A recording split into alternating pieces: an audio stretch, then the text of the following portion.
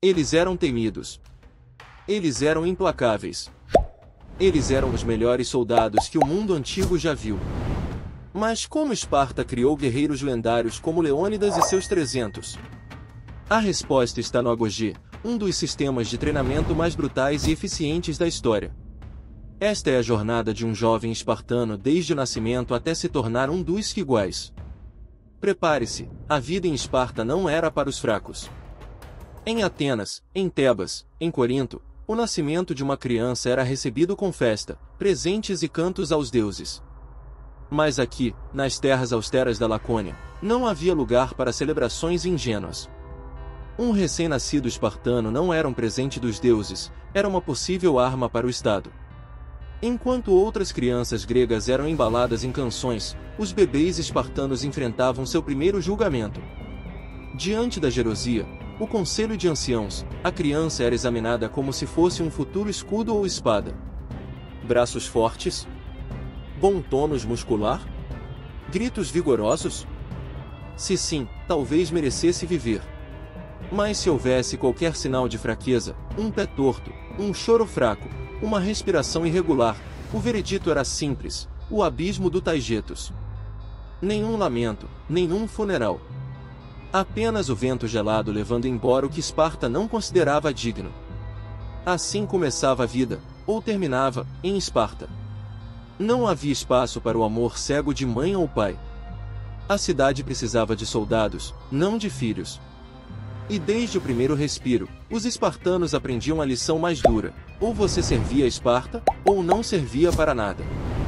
Aos 7 anos, a infância acabava. Os meninos eram tirados de suas famílias e levados para os barracões militares. Nada de brinquedos, nada de carinho. A partir de agora, sua única família seria o Estado. Chorar? Proibido. Reclamar? Proibido. Fraqueza era um crime. O Agogê era uma máquina de endurecer corpos e mentes. Fome era a ferramenta de ensino. Os meninos recebiam tão pouca comida que eram forçados a roubar, mas se fossem pegos, a punição não era pelo roubo, e sim por serem incompetentes. A lição? Um espartano nunca pode falhar. O sol ainda não havia nascido quando os sobreviventes do Agogê se alinhavam perante o altar. Não era um teste de força, era um sacrifício humano voluntário. Chamavam-lhe de amastigose, a flagelação. Mas os espartanos sabiam a verdade: era o momento em que os deuses decidiriam quem merecia vestir a Crimson Cloak de guerreiro. O primeiro golpe cortava o ar como uma espada. A carne aberta jorrava sangue sobre o altar sagrado. Alguns gritavam: sim. Mas os verdadeiros espartanos sorriam. Porque a dor era o preço da glória. Diziam que no auge do ritual, o chão ficava escorregadio de sangue. Que alguns garotos desmaiavam só de respirar o cheiro de ferro e carne rasgada. Mas cair era proibido. Morrer? Permitido. Gemer? Inaceitável. E assim eles cantavam. Enquanto a carne se abria. Enquanto os tendões ficavam expostos. Enquanto meninos de 16 anos morriam de choque hemorrágico aos pés da deusa. Os sobreviventes?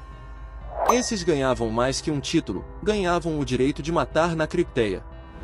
Quando a lua atingia seu zênite, eles saíam das sombras. Os melhores da classe do Agogê. Armados apenas com uma adaga e um manto escuro. Sua missão? Caçar a presa mais perigosa de Esparta, os ilotas vivos. Não era guerra. Era terrorismo de Estado. A cripteia, a coisa oculta, transformava adolescentes em assassinos. Durante anos, esses mesmos jovens haviam sido chicoteados no altar de Ártemis. Agora, era sua vez de fazer sangrar. Os alvos eram escolhidos a dedo. Os mais fortes. Os que cantavam antigas canções de rebelião. Até os que olhavam um espartano por um segundo a mais. Plutarco conta que às vezes, para provar sua lealdade, o jovem devia trazer a cabeça do ilota aos seus superiores, antes do amanhecer. Era assim que Esparta mantinha 200.000 ilotas sob controle com apenas 8.000 cidadãos. Não com muralhas, mas com medo. Cada corpo encontrado ao amanhecer era uma mensagem: nós vivemos entre vocês. Nós os vemos. Um suspiro de revolta, e seremos sua última visão. Era este o verdadeiro Agogê. Não apenas criar soldados, mas assassinos perfeitos. Homens que viriam um ser humano chorando e chamariam de exercício. O juramento final. Guerreiro. Por esta terra que me deu dor e glória. Pelos irmãos que morreram no altar de Ártemis. Pelos ilotas que enviei ao Hades, eu sou Esparta. Não era um batismo. Era um funeral. O menino que fora outrora morria de vez. O que surgia das cinzas? Algo que nem mesmo os deuses reconheceriam, um homoios. Um igual. Igual a todos os outros, igual a nada mais.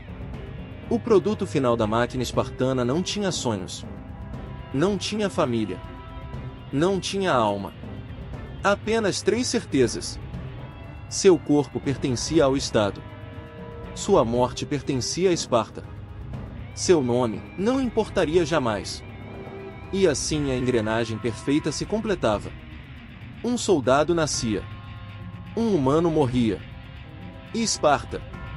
Esparta continuava.